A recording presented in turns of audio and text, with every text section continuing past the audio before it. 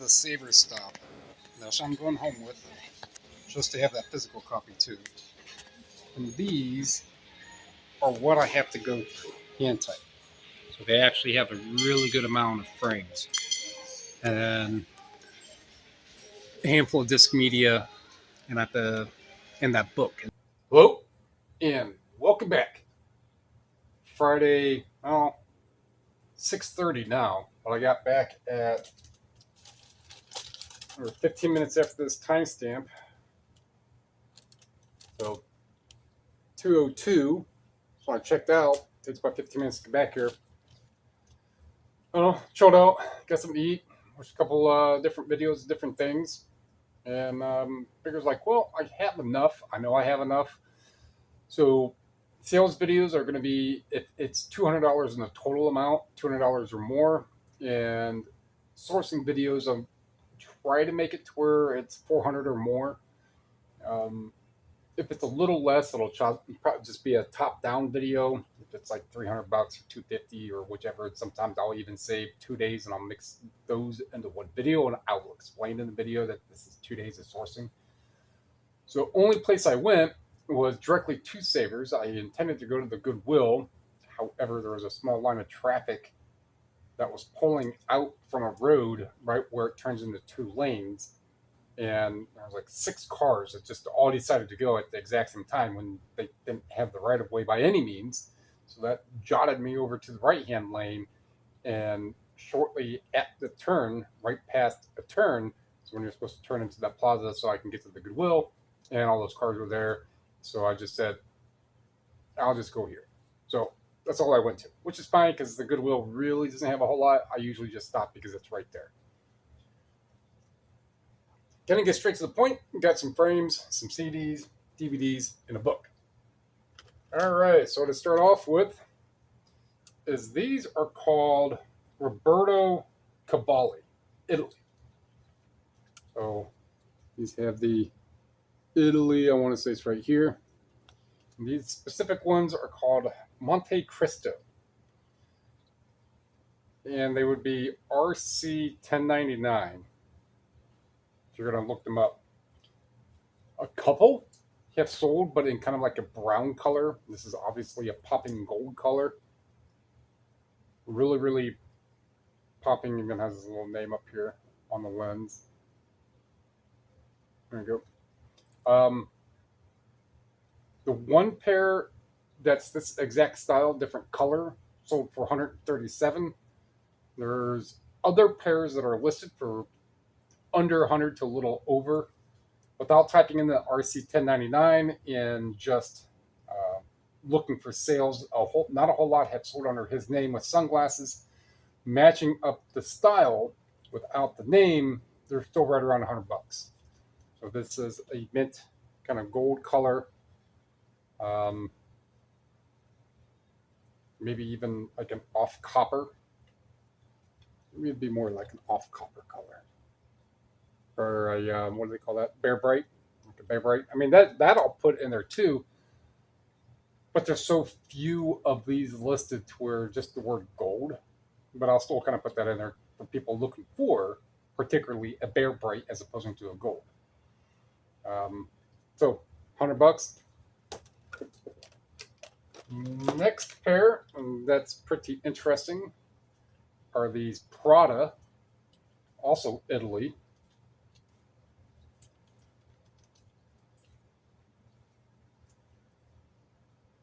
All right, so these are Prada SPR. So if you type in Prada SPR, there's gonna be a lot. I think the minimum listed for SPR and sunglasses is like $80, and going into Terra Peak, they can go all the way up to.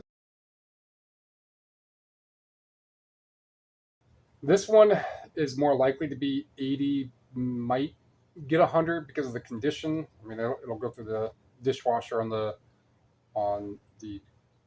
low heat for the water and no heat dry. That's how I do it. That's how I say it. It does have a couple scuffs, but still 80 to $100 for $2.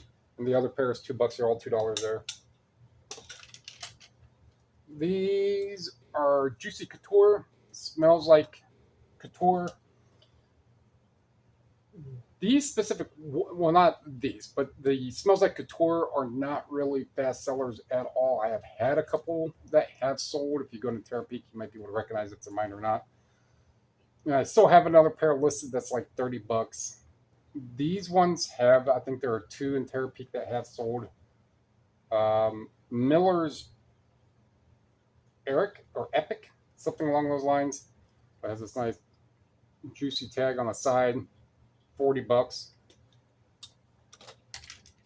And these are, I want to say they're Lucky Brand.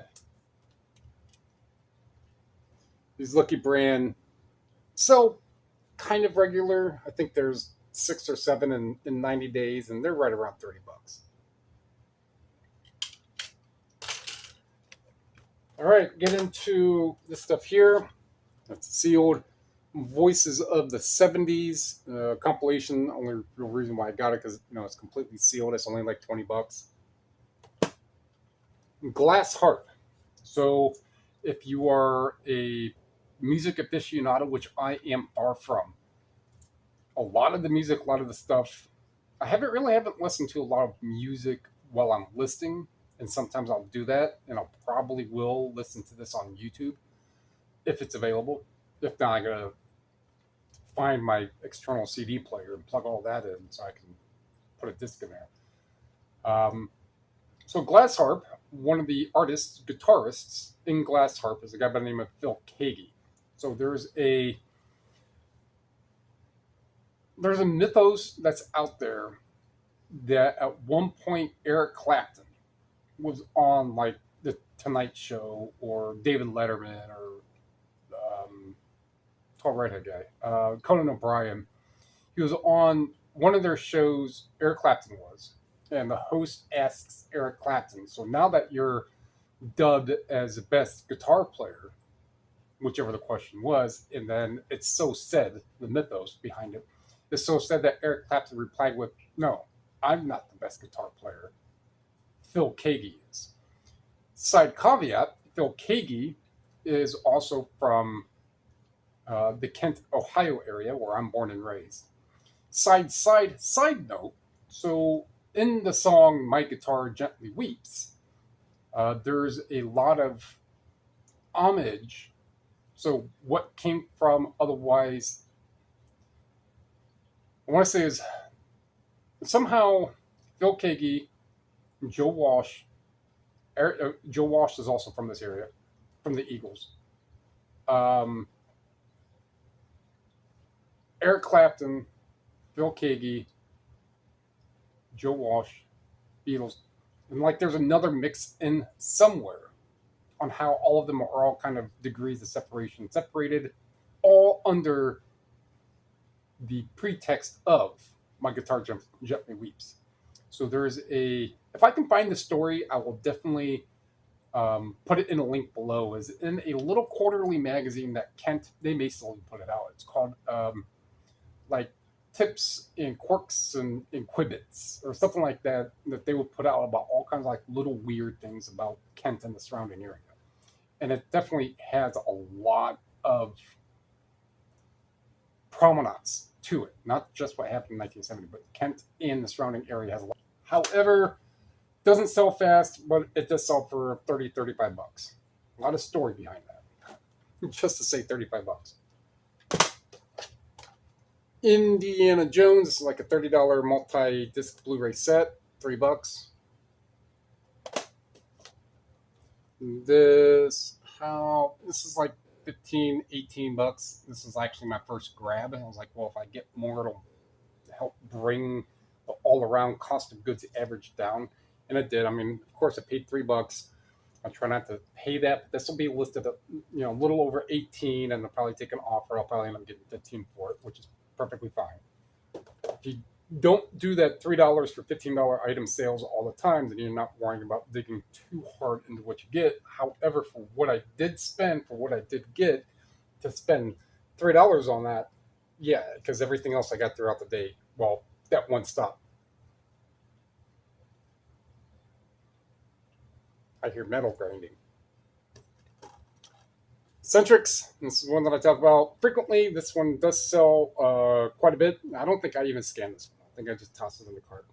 It is a aging backwards. This is a 5 workout one. So this is probably like 30, 35 bucks.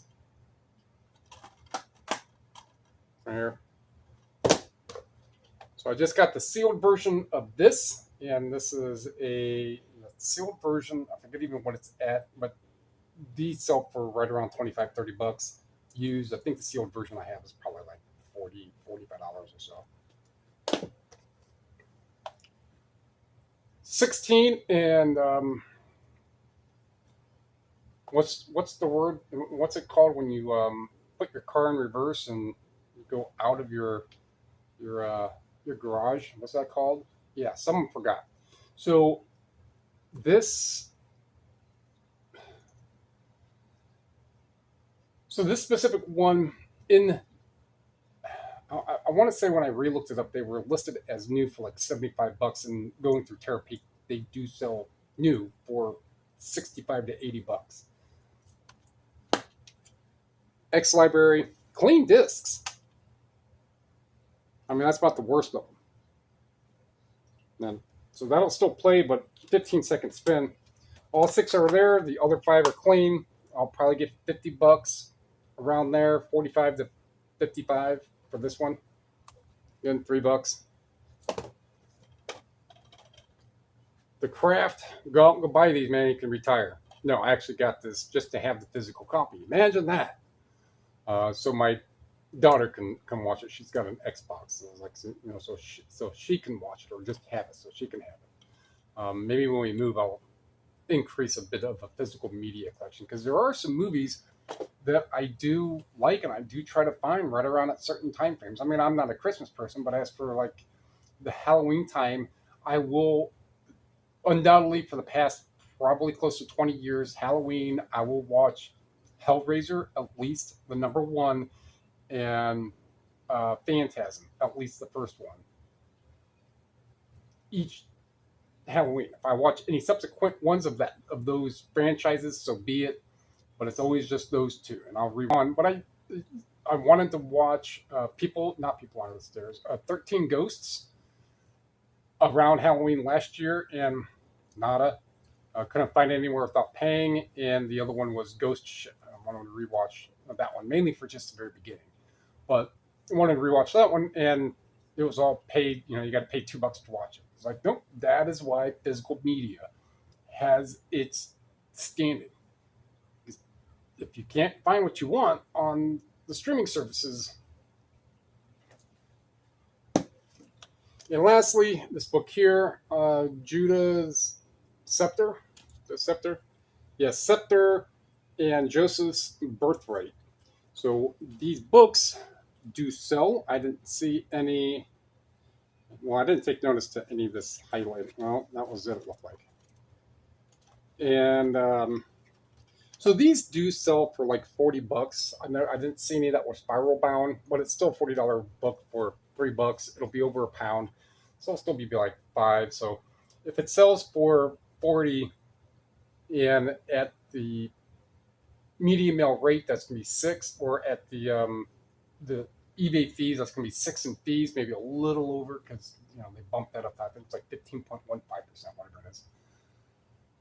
But I'm also top rated, so I get the 10% off. So still say that it's going to be $6. 3 makes that 9, and then it'll be 5 to ship. So even altogether, if it's $15 out of 40, that's still $25. And it's not hundreds and hundreds and hundreds of dollars an hour, right? But this is just the way and how I do things. I know I'm talking for a while. Oof. All right, so combined, or what did I say?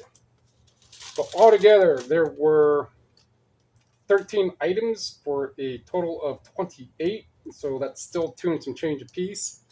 Just over maybe $2.20 a piece. And if I say 1, 2, 250, 3, let's see, 360, 1, 2, 360, 4, a little over 500 bucks. A little over. All right. So that was a real long sourced video. I'll be doing quite a bit more driving out tomorrow. And then the next day, my mother-in-law is coming in town. Although she's allergic to cats, we have 5 cats. So if you have a mother-in-law who's allergic to animals, just buy that animal. She hasn't been out this way in like 15 years, maybe a little less than that, maybe like 12 years. Her and one of her friends are just staying at a hotel, which is good on that front, I suppose. But that gives me time for a weekend to be able to go out. So that's why I'm always adjusting kind of like my routes, my time frames, what I buy, when I list, and all that stuff. I just relisted 43 sell similars today. So everything always varies. So I can always adjust on what I'm doing when I'm doing it to the absolute most important factors that you have as a reseller, period. If there's anything you're taking from this video of the winded it is, 2 absolute things. Always have inventory, either however you're getting it, always have some. Not that the pile-wise. Always go out and get stuff. No matter what you sell, always have it and always list stuff. Those 2 combined will equate to more sales. Empty shelves only pay in dust, and dust doesn't pay the bills. All right, so like what you heard, like what you saw, like what you learned. Let me think you're going up. Comment down below, something, whichever. Subscribe, share. Those all help, and they are helping. I mean, I gained 2 more subs from just the manner of yesterday to today, which is awesome. I love it. And the more people that I and you and everyone else can reach to, even if it's something part-time to make a few extra bucks, the cost that you're putting in this stuff is so minimal. It's going to turn a hobby into better income. Appreciate it. Thank you.